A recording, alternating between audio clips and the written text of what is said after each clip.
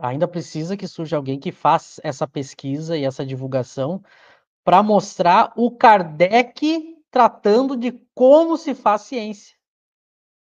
Porque ele teve uma lucidez que é muito rara, e por isso que ele foi capaz de criar a ciência espírita. Então a gente precisa também surgir um trabalho de pesquisa que evidencie esse lado de Kardec. Ele mostrando, tem vários textos dele, e ele falando justamente sobre o fazer ciência. E ele dá um banho, e ele já percebe coisas que até hoje ainda basta ver a sabedoria dele quando, já no início do Livro dos Espíritos, na primeira edição, quando ele já trata desse assunto. Então, em 1857, ele já tinha essa lucidez, quando ele vai justamente tratar da questão científica e dizer que o espiritismo não é da alçada da ciência. E ali ele explica, ele chega a dizer, né, o problema do especialista querer submeter tudo à sua especialidade, e aí ele cai no erro, que é algo que a gente está discutindo hoje. E agora está na moda no Brasil, está muito na moda no Brasil, né? Os canais, os podcasts, os perfis de ou canal ateu ou o pessoal da neurociência. Agora a moda da vez é ateu e neurociência. Aí tu vai ver eles falando, e claro que eles geralmente, canal ateu e canal de neurociência, adora dar pitaco sobre espiritismo. E aí a gente vai ver eles falando, eles não leram meio livro de Kardec. Eles não conhecem o espiritismo. E nem conhecem ciência. Isso que é interessante, né? Mas, se tratando de espiritismo, a gente vê que eles criticam coisas do movimento espírita.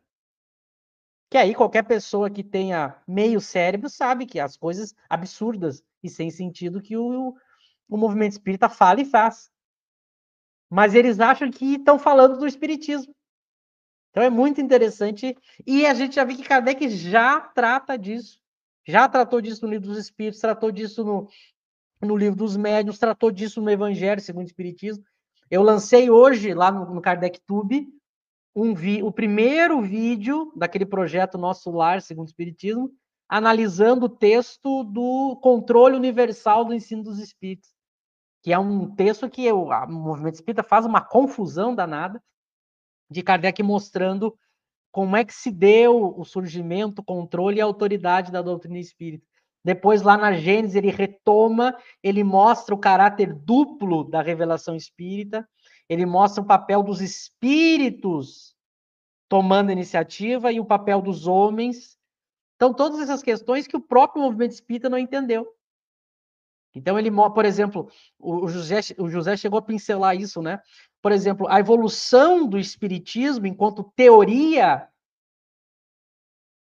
ela tem que se dar por iniciativa dos espíritos, e aí inicia o trabalho dos homens.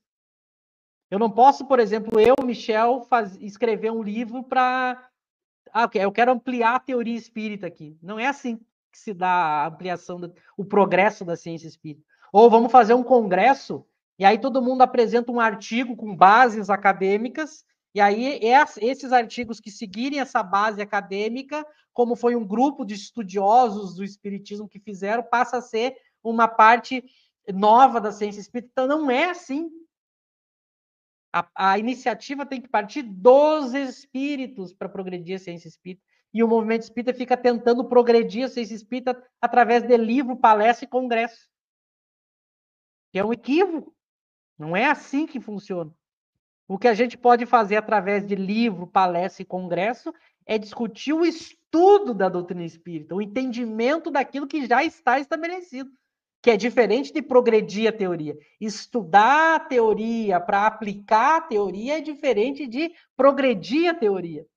Que são todas as... E até hoje continua essa confusão. Vocês têm visto, eu tenho insistido faz mais de mês nesse assunto, porque vocês sabem que a gente acompanha aí o pessoal.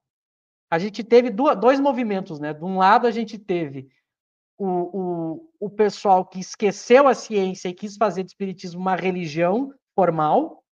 Isso é muito próprio do Brasil do século XX.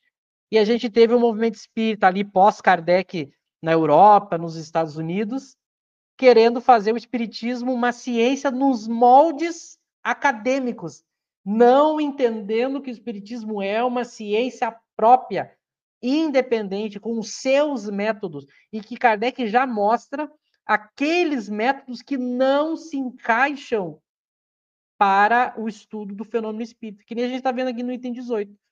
Então, a ideia de reproduzir o fenômeno espírita, ele tem que ser entendido dentro do contexto da ciência espírita, porque ele não pode ser nos mesmos moldes que eu reproduzo outros fenômenos em outras ciências. Como ele mostrou aqui, o espírito pode não querer, o espírito pode não poder, pode não haver a combinação fluídica suficiente e a comunicação ser incompleta.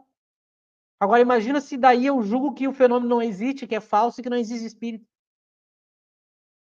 Né? Então, é muito importante o nosso grupo aqui estar se alimentando isso, porque isso é algo pouco discutido. Eu incomodo em off o José para ele desenvolver esse trabalho, né, de tratar da filosofia da ciência e o espiritismo, porque falta isso no movimento espírita. A gente precisa tratar mais desse assunto no movimento espírita para ir eliminando essa confusão. Né? E pior, só para concluir, e o pior que está acontecendo, está se criando um grupo no movimento espírita que só ouve acadêmico. Ele só ouve e só vale se for acadêmico. E aí tem um problemão, porque de repente eu posso ter uma pessoa que entende muito de Kardec, ou que tenha boas reflexões sobre isso, que não esteja nesses moldes, e aí a pessoa não vai ser ouvida. É um outro problemão que está se criando. Né?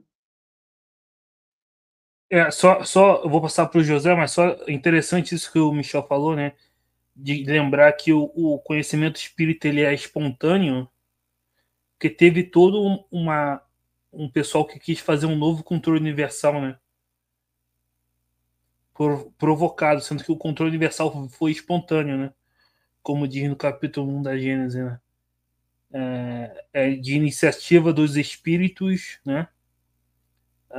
E depois da elaboração dos homens, mas e na introdução do Evangelho diz, né? Que foi espontâneo, né? Então não tem como você ter uma nova revelação, você provocar, né? O controle universal era espontâneo, né? E simultaneamente em diversos locais por médiuns que não se conheciam entre si, né? Enfim, passar para o José ia falar alguma coisa? O Michel comentou um ponto interessante, que é que eu ia comentar que o Cosme e o Silvio, eles têm alguma reflexão no sentido de colocar a visão de Kardec sobre o fazer ciência, né? O Cosme Massi e o Silvio Schibeni, inclusive eles são da área da filosofia da ciência, né? O Cosme não atua mais hoje como pesquisador dentro da universidade, o Silvio Schibeni ainda assim, lá na Unicamp. O Cosme eu já ouvi dele, né, oralmente. O Silvio tem alguma coisa escrita sobre isso, alguns artigos. A visão de Kardec sobre o que é ciência, sobre o que é fazer ciência, né? Isso é muito interessante, porque o Kardec não era um filósofo no sentido que os filósofos aí da história, não era um filósofo da ciência, ele era um homem de ciência, produzindo ciência. E ele tem uma visão do que é fazer ciência. Como esses homens de ciência tinham. Newton tinha, Galileu tinha. Então, a contribuição do Newton e do Galileu, por exemplo, para a humanidade, não foi só com as suas descobertas científicas, com as suas teorias científicas na física, mas eles nos ensinaram a produzir ciência, com a visão deles de ciência, de como deveria ser a ciência. E a gente pode investigar isso também na obra de Kardec, né, que é uma coisa bem interessante. O Cosme e o Silvio já salientaram isso, como a visão de ciência de Kardec ela era avançada para sua época.